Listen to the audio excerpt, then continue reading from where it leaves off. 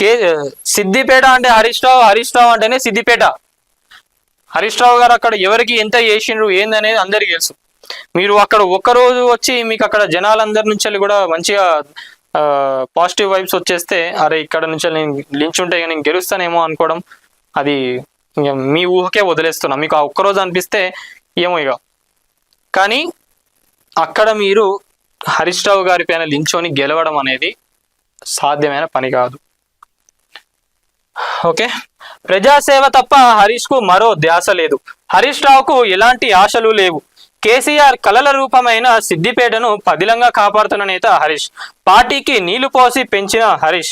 అందరినీ గెలిపించేది హరీషే. పార్టీకి వెన్నుముక్కగా నిలబడేది హరీషే. హరీష్ తోడుగా కేటీఆర్ కదిలితే ప్రభంజనమే. అధికారంలోకి తెచ్చేది హరీష్ కేటీఆర్ ద్వయమే. కేటీఆర్ గా నేను చెప్తున్నా కదా, ఏంటంటే బీఆర్ఎస్ పార్టీ అధికారం కోల్పోయిన దగ్గర నుంచి వెళ్ళి పార్టీలో రెండు బ్యాక్ బోన్స్ గా ఉన్నది ఎవరు అంటే హరీష్ రావు గారును కేటీఆర్ గారు. అంటే వీళ్ళ ప్రాధాన్యత ఏంటంటే ఎక్కువ ఉన్నది. మిగతా వాళ్ళు కూడా చేస్తున్నారు కొంతమంది. ఇంకా మనం ఈ టాపిక్ నేను తీయాలని అనుకోవట్లేదు, కానీ మీకు ఇండైరెక్ట్గా చెప్తున్నా. మీరు బాధలలో ఉన్నప్పుడు మిమ్మల్ని చూసుకున్నది కూడా వీళ్ళే.